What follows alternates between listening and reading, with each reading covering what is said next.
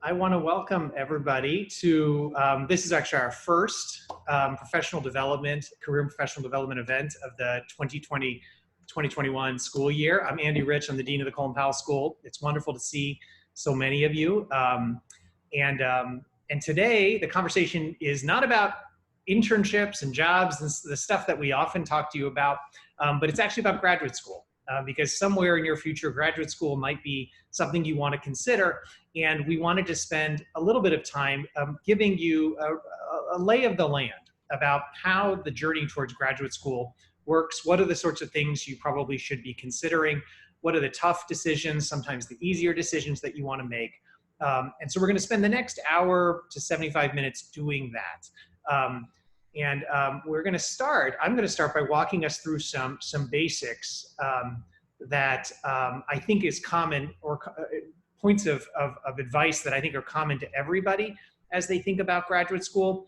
And then we're going to have the great advantage of hearing about the real world experiences of two of our recent graduates, Amelie Nazareddin and Sabina Dorville, who are going to talk to you about their journeys, both of which are quite different from one another, from City College to graduate school. And then we will close today with some remarks from Pauline Pabon, who is the Associate Director of Graduate Education and Graduate Admissions at City College, so that you'll really get an insider's perspective of how graduate education can work. So let me just share my slides. Can everybody see this? Yes. And yes. And let me start it. There we go. All right, so here we are, the ins and outs of applying to graduate school. Here are your four speakers, Amelie, Sabina, Pauline, and me. So let's start with the basics as to why would you go to graduate school. So from my perspective, after many years of mentoring and advising young people as they make decisions about graduate school, there's kind of four things that might be on your mind as to kind of setting the decision as to when you go to graduate school. The first is that you've decided that you need a better credential than you already have, right? That you essentially have hit a wall, or you see a wall in the not too distant future, or maybe it's a ceiling, and that you need a terminal professional credential so that you can get the job you want to get, or so that you can start to get the salary that you hope to earn, but that you need the credential in order to advance your careers. That's often the only thing in people's minds, is my experience, but it's only one of, I think, several reasons why you might go to graduate school. The second, of course, is you get to learn stuff, right? If you're in college right now and you're enjoying what you're learning and you find your horizons are being expanded as you do, well, graduate school can be another opportunity where you learn more. And graduate education, depending on what path you choose, can be a place where you not just expand your understanding of concepts and theories, where you're kind of engaging the world of knowledge, but that you're also expanding your skills. You know, that you leave, for example, college with a real sense of a broad-based liberal arts education, but you're like, well, now what do I do with this? And maybe you feel like you need more specific training in quantitative analysis, in econometrics, maybe you need it in human resources, in management. And so what you can often accomplish in graduate school is an expansion of that skill set. So one, you get the credential, two, you learn. Three, graduate school, and this is much more true in graduate school, I would say, than in undergraduate, it can expand your personal and professional networks. You know, in graduate school, it is not a side benefit that you meet new and interesting people. It's actually right at the center of what the assets of an experience in graduate school can be. To this day, my best friends are the people I got to know in graduate school. And I think that's true for a lot of folks, but even more than them being the best friends, they've really been folks who have been there to brainstorm with me and frankly to help me as I've thought about what I wanted to do at different junctures in my career. And that again and again is what graduate school can do. So when you think about expanding your networks and you think about where you want to go to graduate school, make sure that there's some alignment. That would be a good reason to go to graduate school. And then fourth, I would say graduate school can be a good moment for folks to take a break. You know, if you've gone off to work for some period, you may feel like you've done all you can in the job that you have, and that you need to take a moment to regroup, think more about what you're doing, and perhaps pivot in your career. And going to graduate school, getting that credential, and then using it to pivot into another sector is one of the ways graduate school can be really useful. So I'd say those are the four main reasons. It's not an exhaustive list, but main reasons you might go to graduate school and what you can hope to get from graduate school. And as you think about whether it's time to go to graduate school or when you want to go to graduate school, you should have all four of those things in your mind. So when do you go? My general advice is that there's no rush, that there's also nothing magical about graduate degrees. Particularly if you go to a master's program, it's not a guarantee of a better job. It's not a guarantee of a higher salary. You have to make use of the degree, and you have to make use of the graduate school experience in order to leverage that. And so be sure you know why you're going to graduate school before you actually go and apply. That said, it's never too soon to plan. It's good for you to be collecting information. It's good for you to be thinking about it. But you want to make sure, in my estimation, and these are rough approximations, but that you're basically like 80% sure that okay, now's the time and this is the degree I want to get, and then you should go. Graduate school is not a place that, in my experience, folks who have no direction find their direction. Almost invariably, folks who go to graduate school unsure of what they want to do in their lives come out graduate school even more confused. So it's the nature of education that we raise more questions for you than we answer. And so that's a good thing. It's good, frankly, all the way through your life that you're thinking about, what do I want to do with the next chapter of my life? But you should have figured out to some extent what you want to get from graduate school, how you hope graduate school will help you in your career and professional development, and then you should go. And so I always think, there'll never be 100% certainty, but if you can get to 80% of yeah, I think basically this is right for me, then I think that's often the right time to go. And so then the question is, how do you become more certain? I mean, each of you, while you're a student, you're taking classes where you're like, gosh, this really interests me. I could see myself working in this field. That's one of the ways you figure it out. Another way you figure it out is you work. You try out jobs, and in so doing, you learn about yourself. And I have to say, I personally am a huge proponent of that. We care a lot about making sure that you have access to internships that are related to your professional interests while you're here at City College. And we care a lot about making sure you can get the kinds of jobs you might like as you finish college so that you can try different things out. For many students whom I've mentored and worked with as they prepare for graduate school, their first job is not always their favorite job. It can sometimes be not a great job at all. But almost invariably, they will tell me that they've learned a whole lot about themselves. You don't have to stay in that first job, by the way, for a long time, but use it to learn about yourself. Learn about what your skills are, what your talents are, what you enjoy doing, and what you don't want to do. And then all of that, I think, will inform how you make a decision about when and where to go to graduate school. So I've already started to get into this, but how do you figure it out? How do you figure out when is the right time to go? So first off, you've got to figure out what really matters to you. What I say here is consider what you value. Is this about your time? Is this about how much money you're going to make? Is this about the issues that you're going to make a difference on? From a time perspective, there are professions where you are expected to work 80, 90 hours a week as soon as you come out of graduate school. Some people thrive in that kind of environment, and some of us would fall apart.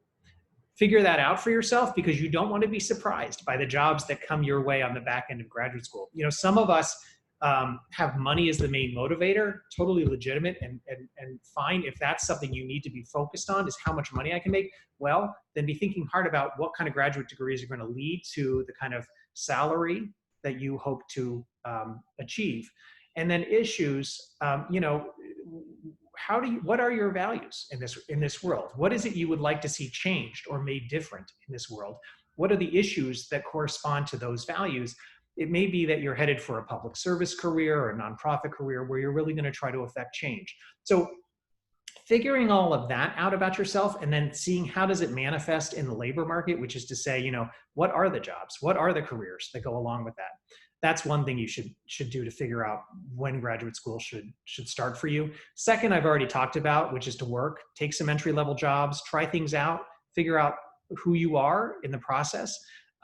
Third thing that I think is crucially important, talk to people who have gotten the graduate degrees that you're considering getting.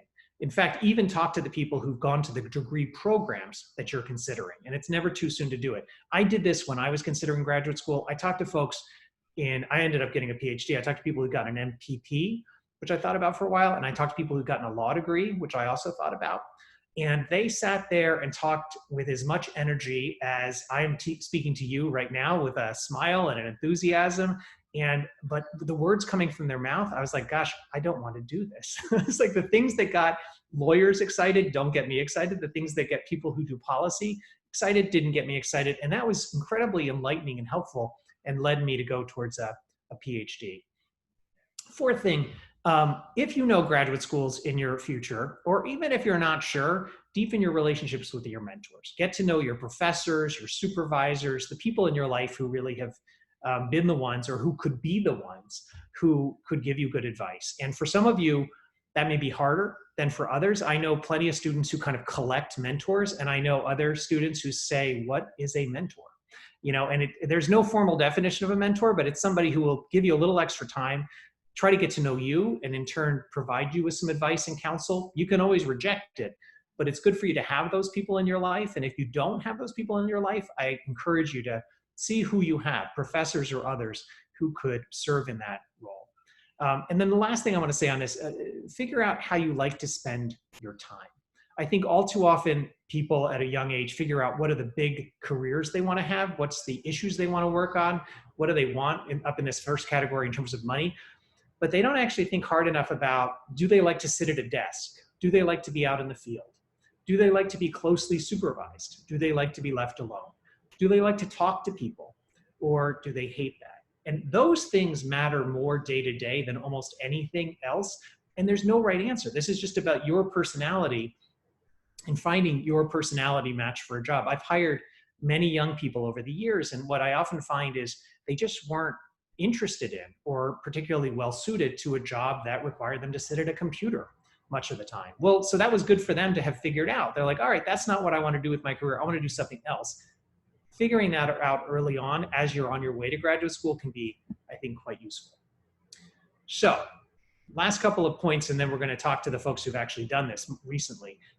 What should you be doing now? Well, number one, I would say you should be doing well in school. This may seem obvious, and this, please, take this only as another source of encouragement. I would say for graduate school, far more than is the case actually in the career world and the job market, having a good GPA is going to help you. I mean, honestly, your GPA in undergraduate is going to be the factor that matters probably the most, although lots of other things do matter in the admissions decisions on graduate school. So do well. You can do well in whatever field you're interested in. And by the way, don't think you have to take a particular major or a particular approach to get into most graduate programs. There's some exceptions. But the number one thing is do well because you care about the fields you're studying. That'll help. Broadening your range of internships and other service and engaged opportunities that are tied to your longer term ambitions, that helps too. At graduate school admissions, they do care, and Pauline will talk about this in much greater length, but they do care about the whole package of you as a student. And so we want to see that you've had internships, that you've actually tried out the kinds of things that the graduate degree might train you in and might propel you into career on. And so if you're not pursuing internships, we encourage you to make time for it. And I just want to say, even though we're all Zooming and teaching remotely, there are internships to be had. There are remote internships in abundance, and Debbie Chang and Ashif Hassan, whom I should have acknowledged at the beginning, they are two key folks at the Colin Powell School working on career and professional development. They put this event together, so huge thanks to them. And they are the two people you want to get to know if you're looking for an internship. We also have the Career and Professional Development Institute at City College. Take advantage of them. Find internships as much as you can. And again, there are lots of remote opportunities.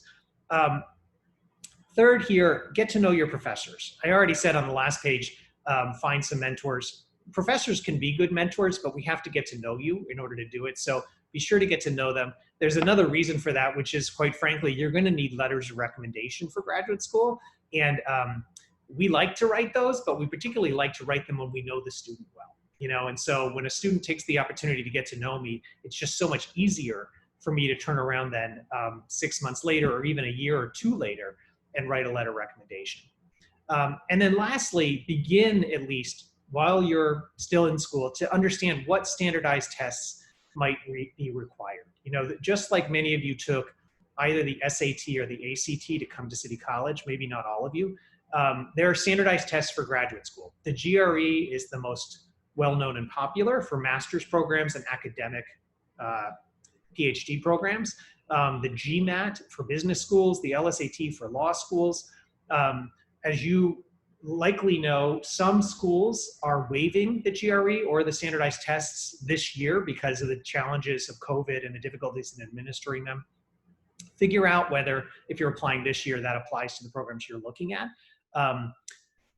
But also just start to understand what the standardized test is going to look like. Some of you, when you hear the word standardized tests, might get excited. Most of you probably get a stomach ache.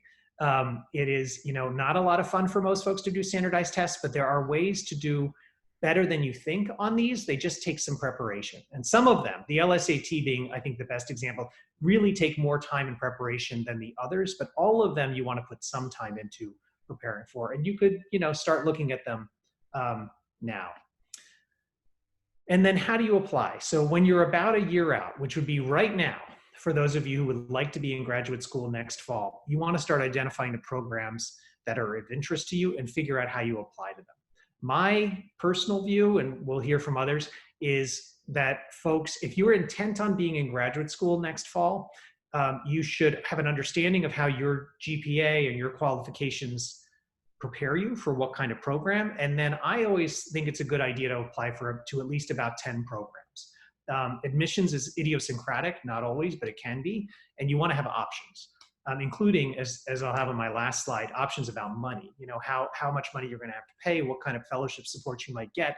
So my rule of thumb is apply to 8 to 10 programs. People have different advice on this. And mostly you want to just be realistic about where you think you can get in, but also realistic about where you want to go. Where do you want to live? What part of the country might you like to be in? Where would you just simply not be willing to go? And then always, you know, shoot for a couple of schools that might seem a little bit beyond you, and you never know. A lot of times students get into schools that they think they could never get into. You should be attending webinars. You should be speaking to the graduates, as I said before. Really learn about these programs. Do everything you can to have a sense for what they offer. You should, about at least a couple of months before you have to actually apply, and most of the applications come in the late fall or over the winter. You should start lining up the letters of recommendations. Get to know your professors now, talk to them about it, bring them in and get their advice so that they can assist you at the earliest points, and then start to write your required essays. There's nothing harder, in my experience, than writing about yourself.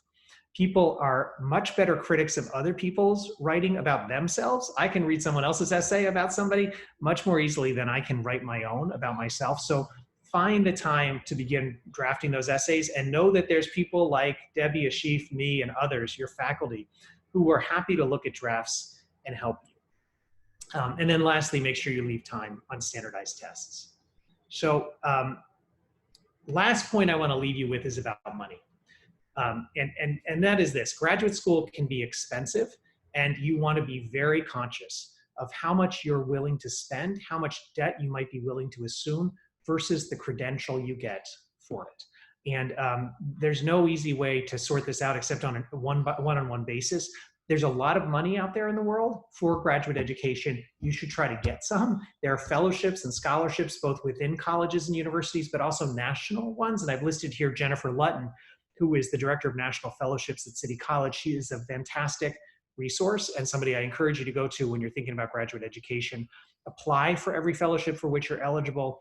And then when you get into a bunch of schools, if the school you want to go to isn't the one offering you the most money, you might be able to negotiate to get them to give you a higher fellowship. But I guess I just want to, at the very beginning of the process of applying, put money front and center, because what I have seen too many times for my students over the years is they're willing to assume debt in order to go to graduate school. And it all seems fine heading into the degree. On the back end, it completely limits the kinds of jobs they can take. And if you have a real preference for the kind of work you want to do, and particularly if you care about doing public service, nonprofit work, you want to be really careful before you assume too much debt, because the trade-off of that debt against what at least in the short term you'll be able to do professionally might be a bit of a limiting factor. So, so that is some framing thoughts about how to think about the journey to graduate school. And I see we've got some questions in the chat, but before we go to those questions, I want to invite our two real-world examples of folks who have graduated from the Colum Powell School and gone on to graduate education to share a bit about their experiences. So let me turn it over to Amali Nezaruddin first. She's a 2013 graduate of City College who graduated with a degree in economics and business, went out and has been working in the world, particularly in the world of finance, for a number of years, and in May started the executive MBA program at Columbia. Emily. Thank you, Andy. That was a good overview. I think there were a lot of things that I was thinking about speaking as you were going through the slides, and I think it sets a really good foundation. So while I was in City College, I took part in many competitions, specifically for entrepreneurship through the Zahn Center and other different divisions that were offering competitions. And I feel like that was instrumental. I got to really think outside the box, and it definitely helped my application when I was going through grad school. I think it's very different when I was tailoring my resume to actually present it to someone for a job versus when I was tailoring it to present it to for a graduate school program. So I think that's something to keep in mind. There are things that maybe I wouldn't include so much on my job resume that I would include on a resume that I was applying for school. So a little bit of background about myself. After City College, I worked at a life science incubator between CUNY, Columbia, and NYU. Then I decided to transition into finance, and I worked for almost 2 years at an asset management firm. And I've been with Royal Bank of Canada, RBC Capital Markets, for the past 3.5 years within 2 different teams. So the reason I decided to go to graduate school was because I'm looking for different opportunities to learn and also different fields. So that's one of the,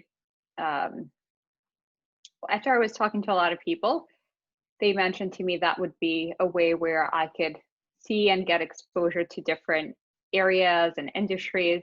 So that was primarily the reason I decided to go for it. Also, I've been out of school for 7 years, and I thought this would be the right time for me. I thought of it actually for a while. While I was in City College, I was attending events at Columbia. So I really understood the structure of Columbia from while I was probably a junior still at City College, because they would always have events. So I would say that's something, if you're actually interested in a specific school, try to find events that they're doing. They do maybe not so much in person now, but they would have events almost every quarter. So if you are interested, I would say that's the best way, because when you get to the interview and someone is asking you a question, it feels like you already know the structure, and it's like less effort to get to know certain things in college or at the university.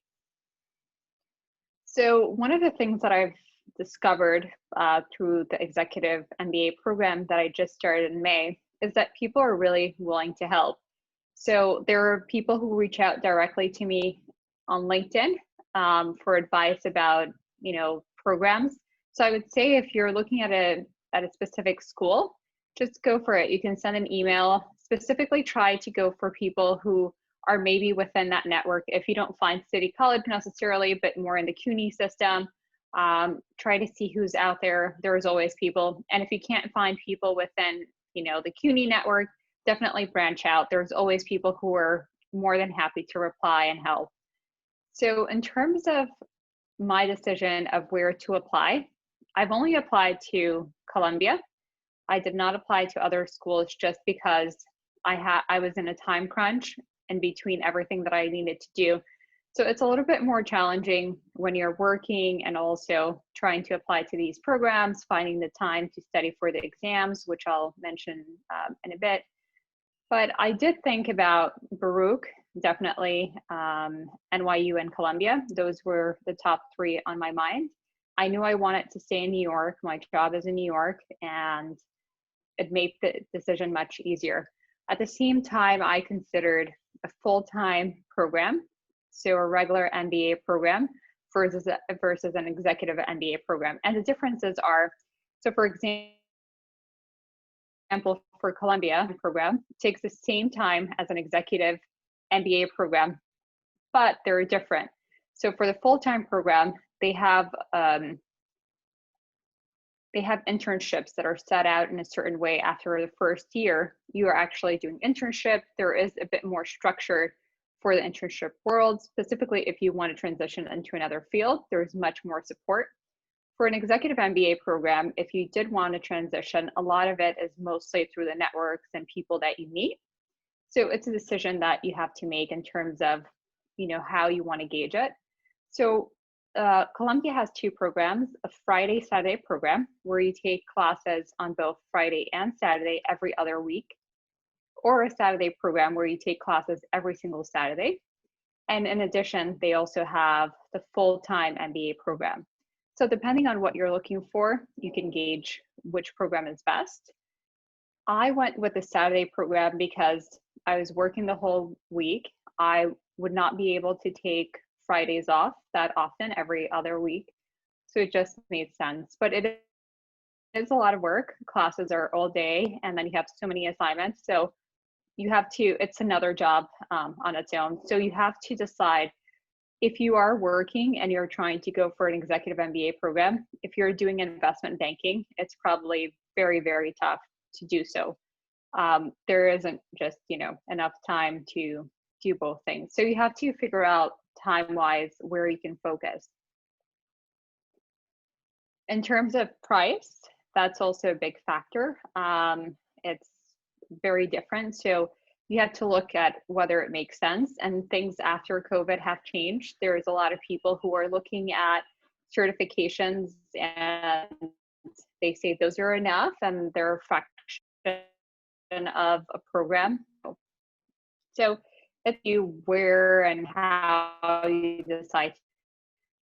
So in terms of grades, if your grade, I would say don't end of the road differently, and you can for these applications. So if you realize grades are not so good, you can take a class at a program where you're looking to apply for a program, and then that could be looked upon to just focus on one class, do really well, and show them this is what I can actually do.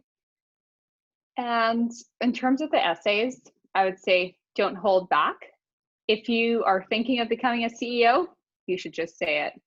You shouldn't hold back. You shouldn't think it's a big dream. They want you to dream big, but also have ways to get there.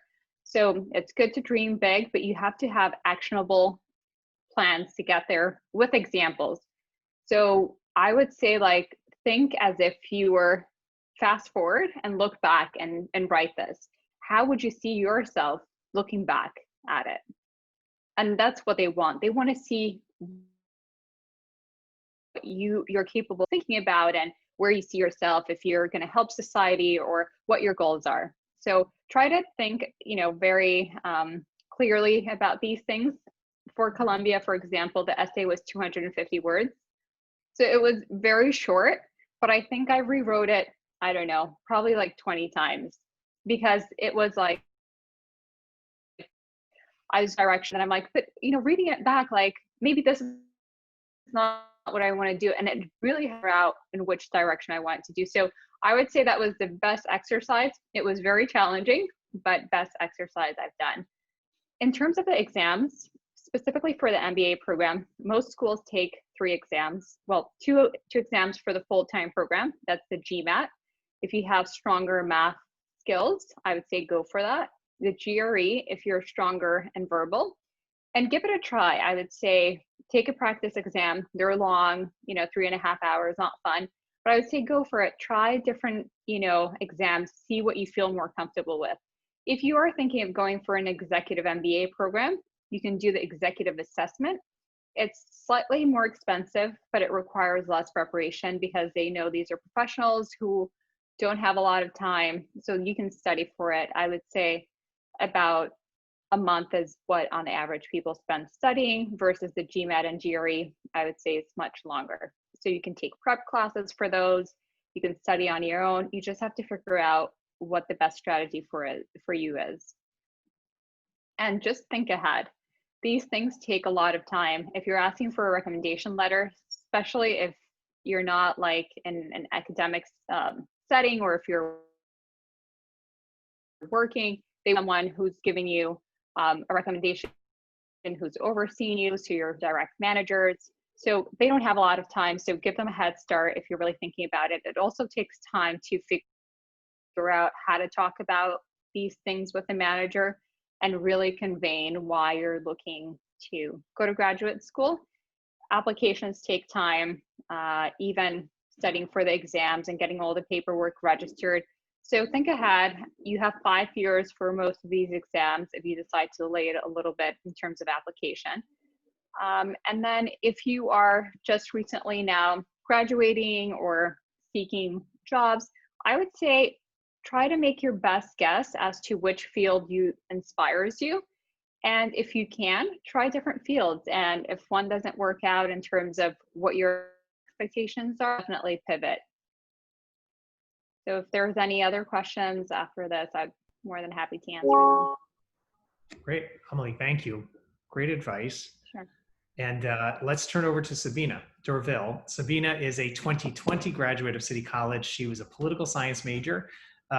She was also a fellow with PPIA, which I hope she'll mention and explain a little bit. And she just started this month at the Wagner School at NYU. Sabina. Hi, good afternoon, everyone. Thank you for having me. So like Dean Rich mentioned, I was a political science major, and I also minored in community change studies and Black studies. At first, coming to CCNY, I was set in stone to go to medical school. So I was a biochemistry for 2 years for undergrad, and then I changed to political science because I was more interested in attacking the social issues within the health field and also education. So I changed my major, and while there, I was able to take on many opportunities that Colin Powell School offered. So I was also a Partners for Change Fellow for the Colin Powell School. And also through the Community Change Studies minor, I was able to have internship at a nonprofit organization and kind of have different internships within nonprofit and local government. And that kind of helped me to decide exactly where I would want my career to fall in terms of policy. And as the summer of my junior year, before I started my senior year, I had the opportunity to be a PPIA fellow, which is a nation rigorous program. So I did it at University of Michigan.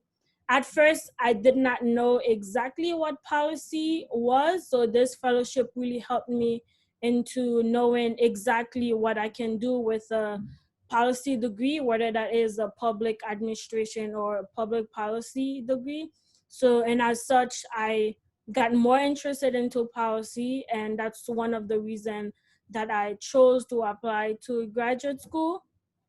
And my focus now is education policy and health policy. I want to work at the intersection of both. Since I just graduated, I haven't had this extensive work experience as Amelie mentioned when she took that gap year to work. So I haven't had that. So in a way, it's kind of intimidating being part of a classroom that people have had 10 years of work experience, and I'm just coming out of undergrad. But it shows how your passion, and we all bring different experience, whether that is personal experience or our experience with an undergrad, we bring that to the table. And so we are able to learn more about one another and how we can approach certain policy issues. And for me, I didn't want to go to grad school straight out of undergrad, so I didn't apply until June because I was focused on having fellowships within policy in New York, or another justice fellowship that's about social change. However, because of the COVID-19, a lot of the fellowships had to either limit the amount of people they can hire, or they had to postpone for another year. So because of that, I saw a lot of schools extended the deadline and also waived their GRE, and I felt like it was a chance for me to apply and see if where I get in, and in a way as a backup plan for me, as I was not able to gain work because of the pandemic. And so I applied to 5 schools, and throughout my application I was able to consider, do I really want an MPP, which is the public policy? It's mostly on data analysis or policy analysis, whereas the one that I'm pursuing now at NYU, it's a MPA. It's interdisciplinary. That's why I chose NYU to begin with.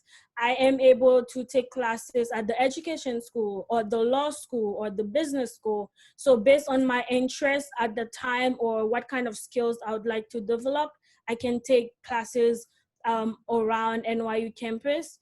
And that was really, um, it was really required for me to have gone to a school that has the aspect of interdisciplinary approach, because one of the other schools that I was considering was mostly data analysis. It was more theoretical instead of practical, and being present in the community, helping the community with any kind of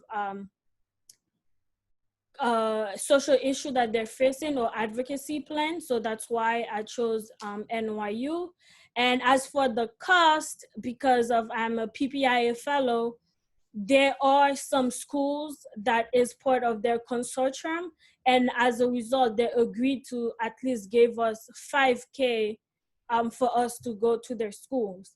But the school that I applied to, they agreed to give more than what was asked of them. And because of that, I'll forever be grateful to PPIA, because one of the schools I had a full ride. I decided not to go to that school because I just couldn't see myself at that school.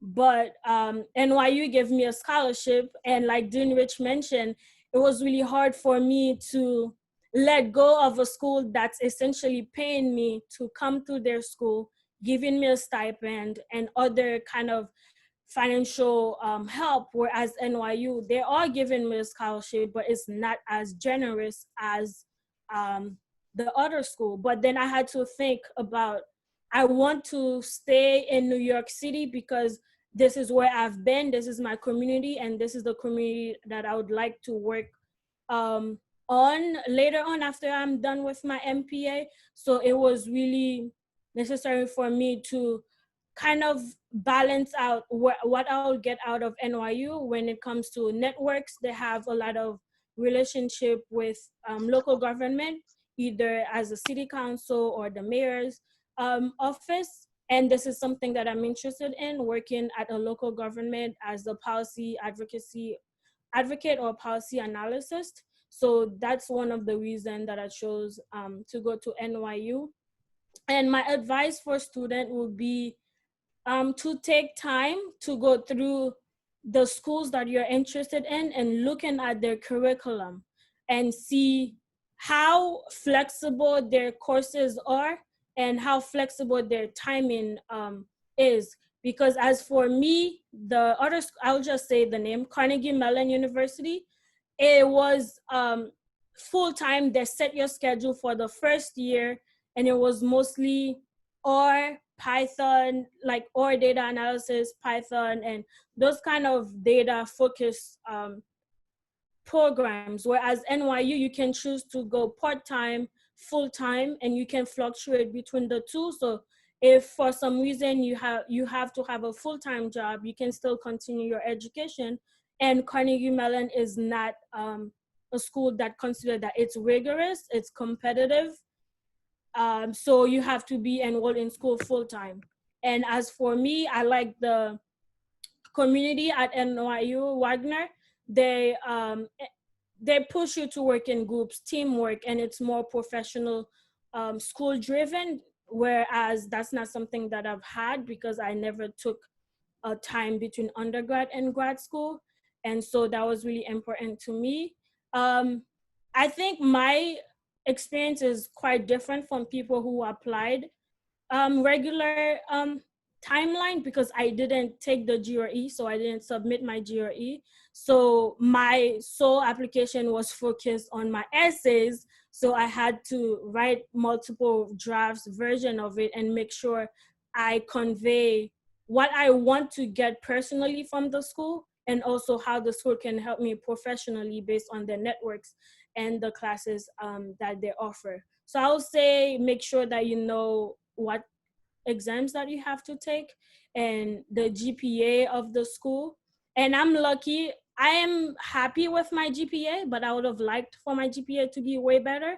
But I believe that my fellowships and internship experience kind of balance my GPA out because I've had internship at the mayor's office.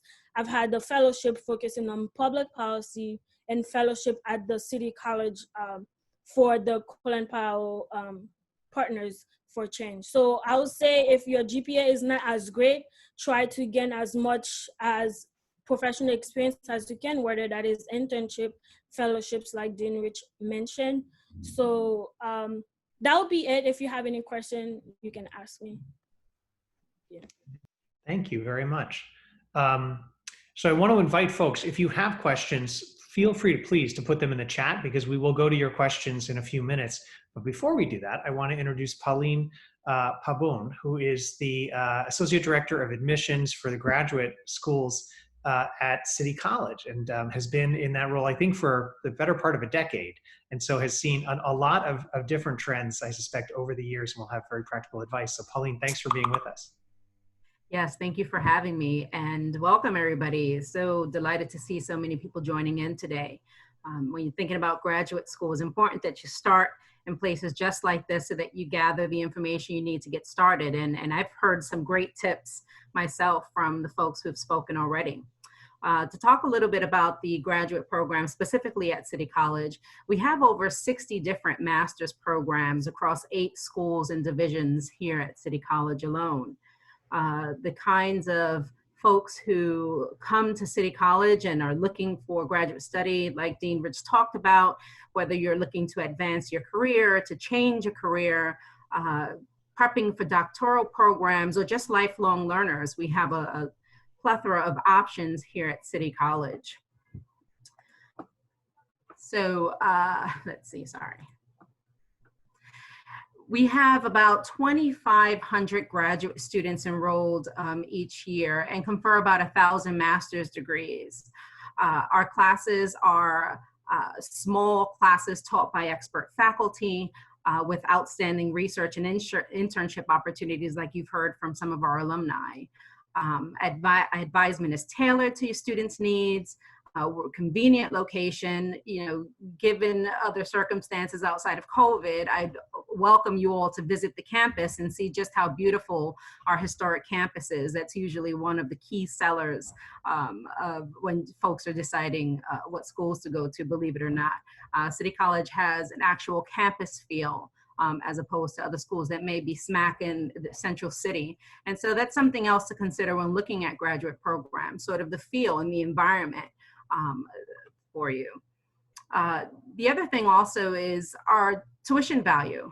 Over 50% of our graduate students graduate debt-free. That's a big deal. And so you've heard some of our alumni talk about the cost of education, and in a bit I'll talk about some of the options in terms of how do you finance your graduate education. We ran a survey last year, and over 90% of our alumni would recommend their graduate programs to friends and family. I want to talk more about the application process. Because I'm from the admissions office, I like to give some tips about when applying to graduate school, and they don't only refer to City College. This applies just in general. Your graduate school application is telling the admissions committee about your academic history, what your professors or professional supervisors think about you when it comes to letters of recommendation, why you're interested in the program, and what you would contribute to that community. So there's many things to think about when putting your application package together. As Dean Rich mentioned earlier, it's a holistic approach. And so they're looking at many aspects of the application when making these decisions. For the most part, the application process is pretty much a self-managed process. So you want to make sure that you're following your documentation submission and that all of your items are submitted by the deadline date. The other thing you want to pay attention to are deadline dates, because different programs may have different deadlines. And so it's important that you understand what that deadline is and then work backwards from there. Some of the challenges that applicants face are things like transcripts or letters of recommendation, because you're always counting on someone else to get these items in for you by the published deadline date.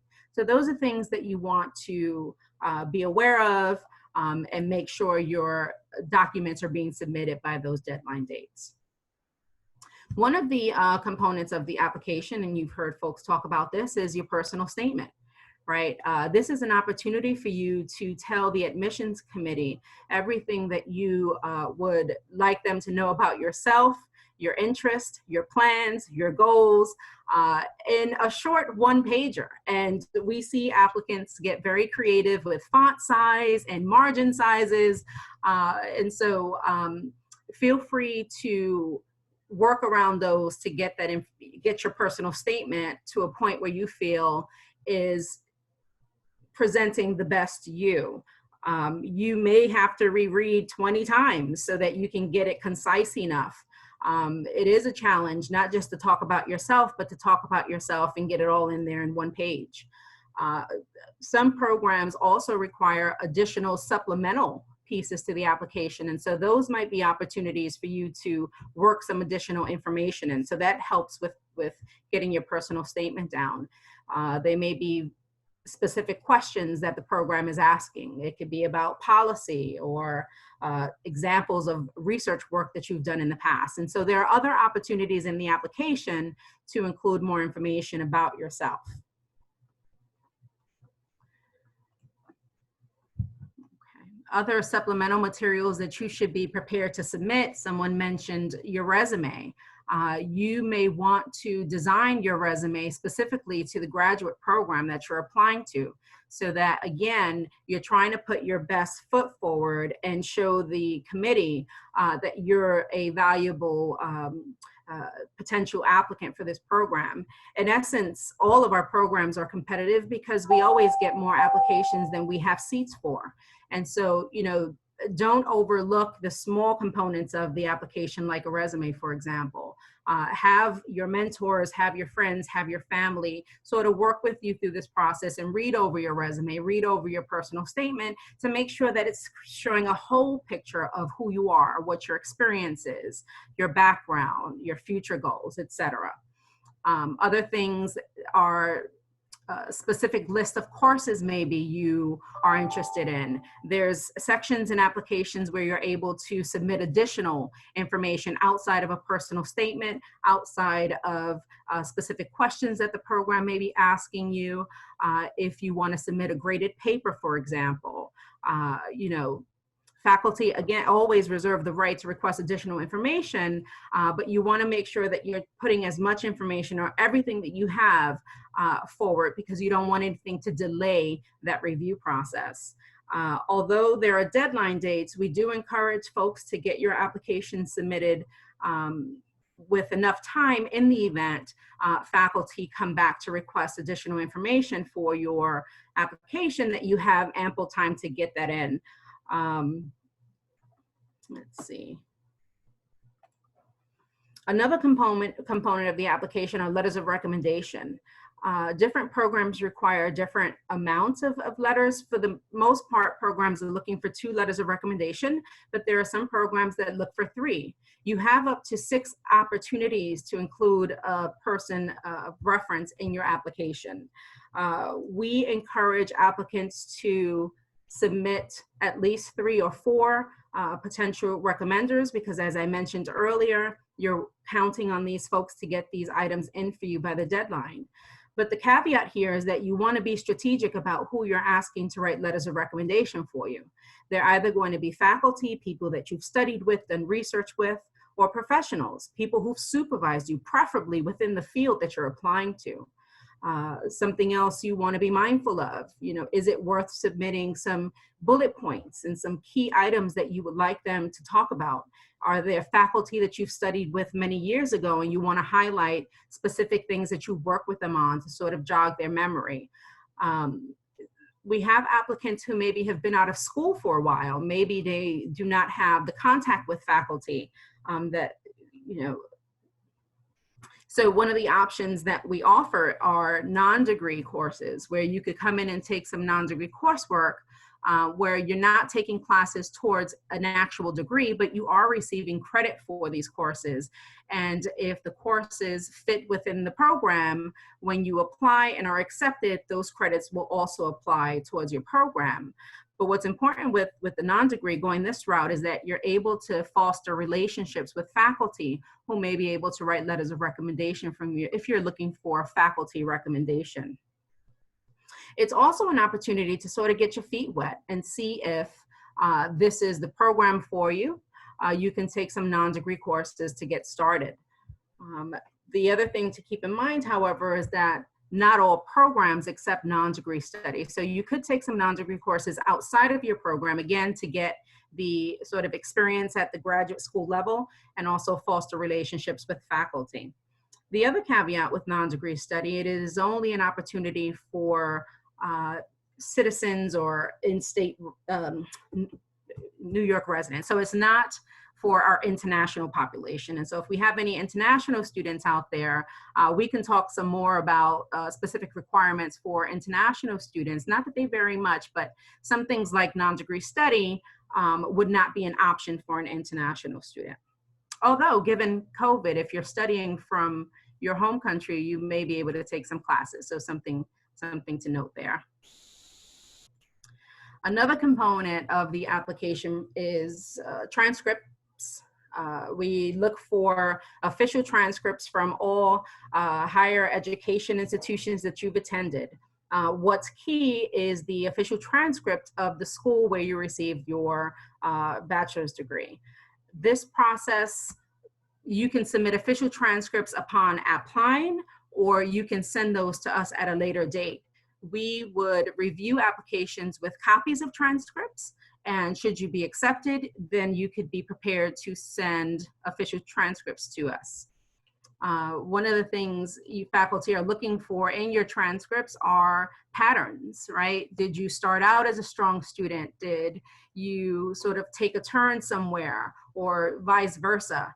The personal statement is always a good place to talk about things like that, because again, you're trying to use that to bring your whole application and tell your story. One of our alumni talked about GPA. Where all programs are looking for 3.0 GPA for the most part, it doesn't mean that we turn applicants away who fall shy from that, because the GPA is not the only thing that programs are looking at. But we want to see other ways that you've combated that, right? Again, did you do any internships, any fellowships, et cetera? Did you take non-degree courses? How did you fare in those graduate courses? So there are other things that the committee is looking for. We also encourage that you use your school's electronic transcript system if they offer that, because that's a faster way to get those transcripts to us. As I mentioned, transcripts can be another tricky piece because you're waiting on your school to send those out for you. So always be prepared. Encourage you to apply with your unofficial because we understand that transcripts cost money and take time to get, especially if you've studied abroad. And so if you have at hand official transcripts, fine, go ahead and send those, but be prepared to send those out in sealed envelopes or have them sent again through the electronic system as soon as your decision comes in. Test scores, as you've heard, I mean, many programs have waived or postponed GRE scores. Many of our graduate programs do not require the GRE, but for those that that do have waived it for this fall, and we're waiting to hear what's going to happen in the spring. There's no minimum or maximum GRE score that programs are looking for. We get that question often, but again, they want to see that you took it and, you know, use that to make that determination when looking at the whole application. If you've done some graduate work before, or maybe taken some graduate courses while in undergrad that did not go towards your degree, once you're in the program working with your advisor, your advisor will determine whether or not you'll be able to transfer those courses in. And so anybody interested in advanced standing, that process happens once you've already been admitted to the program.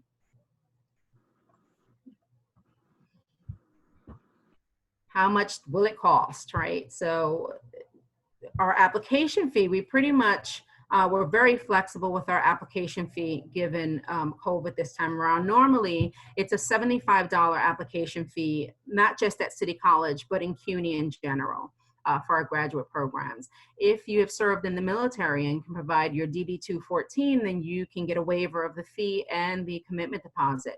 If you have some hardship, one of the things I want to make sure that you all grasp is that in this process, you want to make sure that you've also developed a open communication with the admissions office to the school that you're applying to make sure that you're in constant communication. Will you need more time getting a letter of recommendation? Will you need, you know, to make an edit to your application after you've submitted it? So those are things that you need to make sure that we have a relationship early on to make sure that your application process goes as smooth as possible. We don't make any decisions on applications, but we want to make sure that you have the best opportunity to get admitted into the program. And so we're here to offer tips and guidance and work behind the scenes to help push your application forward. Financing your education. You want to apply for the FAFSA. We encourage all of our graduate students to do so. This will tell you if you qualify for any student loans and what those rates are, any other financing opportunities. You want to see if the program offers graduate research assistantships. There's the CUNY tuition payment plan. Apply for grants, scholarships. There are tuition reimbursement programs that you want to look into with your employer possibly. And we also have a CUNY CAP program. So if you've graduated from undergraduate school at any of our CUNY schools, you can apply to the CUNY CAP program, which will pay for up to 9 credits. And also you would work on a campus and earn some cash for whether it's books, transportation, or some other expenses. So that's definitely something for you to look into as well. Great. Yeah, so there are plenty of opportunities. And just, you know, with City College, you have access to faculty across the university. And so even if you're studying at City College and see that Hunter offers a course that you're interested in, you could always request an e-permit and go over to their campus and take it as well. So I'm here. My contact information will be forwarded to everyone. If you have any questions about any of the programs we offer, I'd be more than happy to talk with you one-on-one. Thank you. Pauline, thank you. A lot of really useful information. We're getting some questions, I know, in the chat. And so I'll go there. And if you have a question, you know, feel free to speak up or you can put it over in the chat. But a number of questions about the personal statements. And let me ask Amali to perhaps comment on that. Like how, you know, we've each one of us, I think, has commented about how hard it is to tell the story of who you are in 1 or 2 pages. And how did you make decisions, Amali, about kind of what to include, how to tell that story, what mattered? What really made it easier for me to work on it as I revised it was really understanding what I was trying to convey, where I wanted to start from. Did I want to start from early on my childhood and why that inspired me? Did I want to start from when I was in college and how that inspired me? I feel like as long as you can frame it in a coherent way about your personal story, that's what makes it really stand out. One of the questions on the applications for Columbia was a person or a leader that inspires me. So I tried to think about how I could relate that back to Columbia, but also being authentic. So I chose someone who is a well-known, well, not such a well-known person, but as a CEO and was successful and had a lot of different adversities that they had to overcome as they were growing up, being a minority, you know. So I tried to find things that were similar as opposed,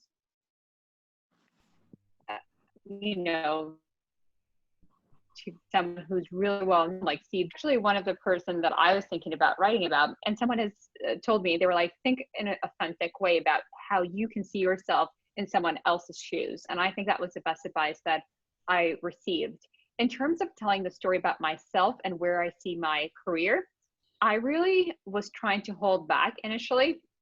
And again, the advice that I got was like, don't hold back. And the person who was actually talking with me about my story mentioned, like, you know, that they saw more in me, and they started to take notes as I was speaking. And that was really helpful, because when they took notes about what I was saying, it wasn't the same what I was writing.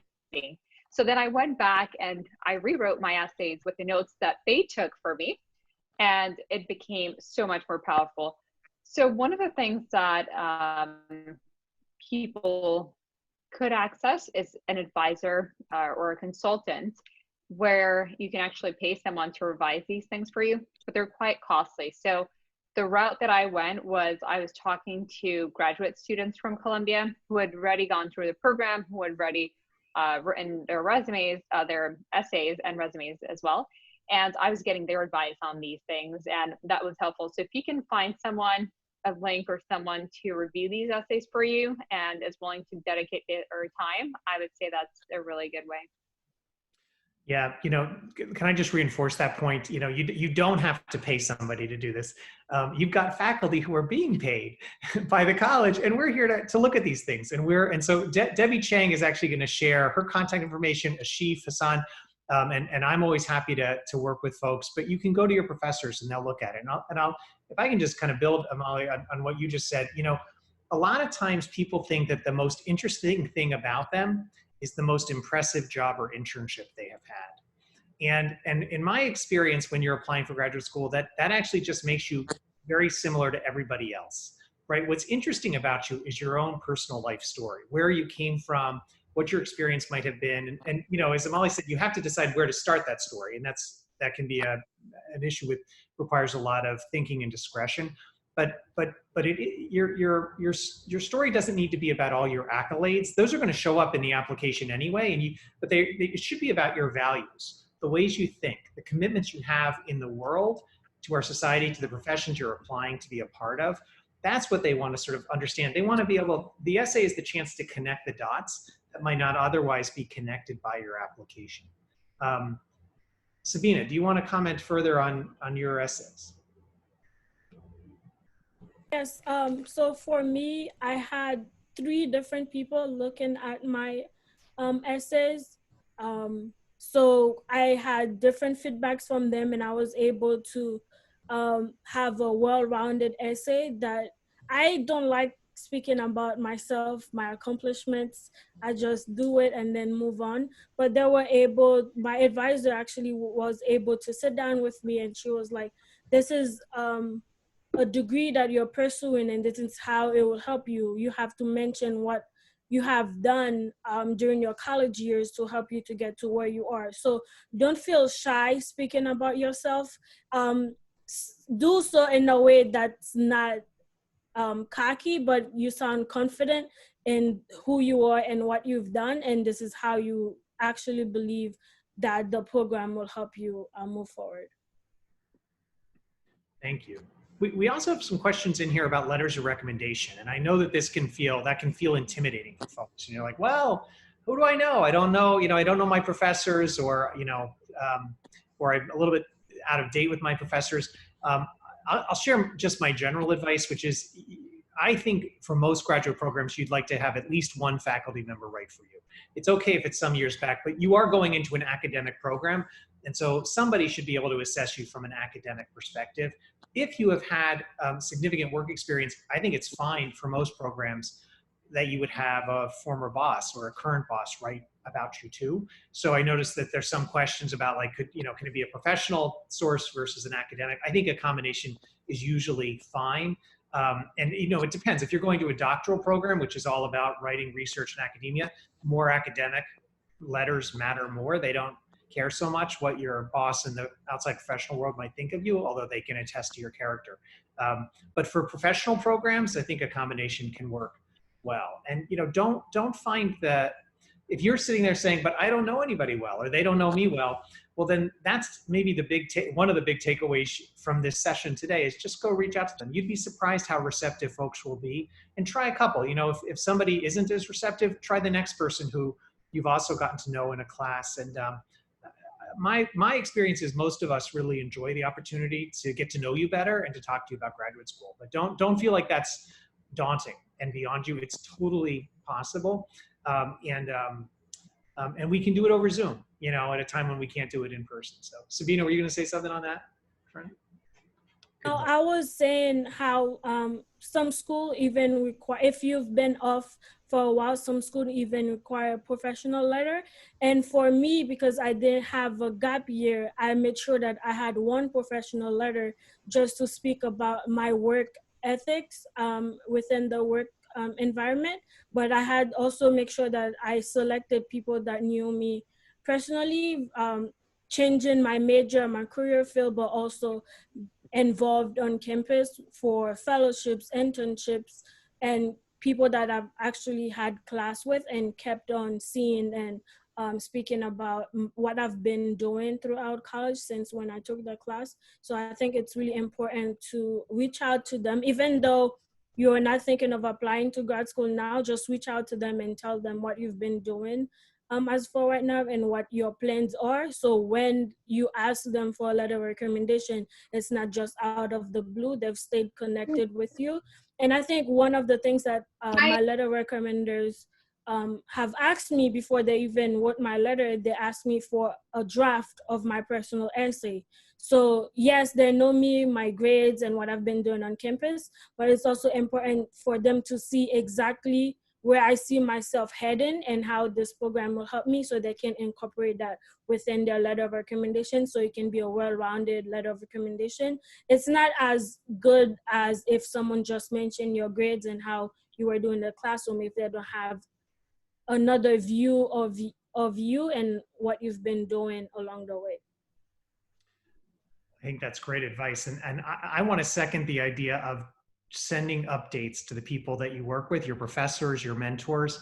It's as somebody who's on the receiving end of those, I love getting those updates. And so, and I often encourage students or former students, send a quarterly update to the folks who care about you and keep them up to date on what's going on in your life. And, even if we know that it's in part because we know you're going to need something from us, that's okay. That's what we're here for. But we also like to know what's going on with you. There's some questions, about how do you know when a recommendation is too old? Well, you should get updated. If somebody's written a letter for you 2 years ago, they can, in 20 minutes, update it if you give the information to them with which to do it. As somebody who writes lots of letters of recommendation, the hardest recommendation to write is the first version of the first draft for you, right? Once I've written one, and then I might well generate new and updated ones for 4 years as you apply for new and different things. And you just come to the professor and say, I'm now applying to grad school. You have that letter. Let me tell you what I've been doing since then. And that'll give them a paragraph or two to add to the letter, and they can update it. But once it's in my hard drive, we're at a distinct advantage in making sure you get what you need. Let me defer, Amelie or Pauline, if there's anything. We're almost reaching the end of the session, but anything on either letters or anything else that you want to add a last thought on? Yeah, I'll add, for letters of recommendation, it doesn't matter if you've worked with someone 5 years ago. You could still ask them for a letter of recommendation. But like the dean mentioned, anything older than 2 years, you want to make sure you get an update on. If you're a recent graduate or you're currently in school, like Sabina mentioned, start working on those letters of recommendation now. For those of you who've been out over 10 years, for example, and don't necessarily have relationships with faculty, maybe they've retired. Again, I'll mention the non-degree option, right? Because this gives you an opportunity to get into the school and take some non-degree courses, work with faculty, offer to do some research with them, build a relationship so that they can in turn write a letter of recommendation for the master's program that you're interested in. Yeah, so I can add one point regarding the letters of recommendation. One of the things that I found out to be very helpful was sending bullet points about different accomplishments that you've done to the recommenders. They might not have time or may overlook certain things that you have done. So even if they don't want to include it, it's something, you know, that you've done. It's not necessarily asking them to, you know, put anything, you know, specific down. So I would say the resume that you're applying with, in addition to bullet points, if you, for some reason are not finished with your essays, that could be a good option to get them started on writing it. And also when you're thinking about approaching them and asking them for a recommendation letter, you should have a reason why you're specifically asking them. It should be something genuine that you feel there is a mutual connection. So if you've thought of it, it's, you know so many different people, whether not really, you know, so deeply professionally or in the academic, you know, setting, but if you're choosing two people out of all your professors, there has to be a reason you're choosing them, and being able to convey that to them will just help them write their recommendation and you know, reach the situation as to why you've asked them. Thank you. Great advice all the way around. I hope you all found this helpful. By the way, I see one question here. Do you need a minor for graduate school? You do not need a minor. You don't even need a double major. You could just have one major and do well, and you will be well suited for graduate school. You know, you do not need to collect majors and minors. That's a side discussion, but one well worth having. I want to thank Amali. I want to thank Sabina. I want to thank Pauline very, very much. And I want to thank Debbie and Ashif for putting this together. Debbie and Ashif shared their contact information. I think Sabina did, and I see that Paulina has as well. And with permission, Amali is on LinkedIn, so you can find her there, or we can share it if she's game for that. I'm always happy to help those who are thinking about graduate school, and our Associate Dean, Kevin Foster, is on here, and I know is always happy to help students too. So we hope this is the beginning for all of you of a conversation about when graduate school is right, which graduate school is the right one, and how you prepare yourselves for it. But it's just the beginning. There's much more to discuss, and we're happy to talk to you about it at any point. Last, I just want to draw your attention to, this is the first of what will be a series of career and professional development events at the Colin-Powell School this semester, and we have our next one on Thursday at 12:30, where we will have an information session with Madison Square Gardeners. If Madison Square Gardens is interested in our students across the wide range of their business, this will be a nice chance for any of you interested to learn about what they're up to. So again, thank you. Thank you, Pauline, Amali, Sabina. It's great to see everybody. Have a good afternoon and take care. Thank you. Thank you, everyone.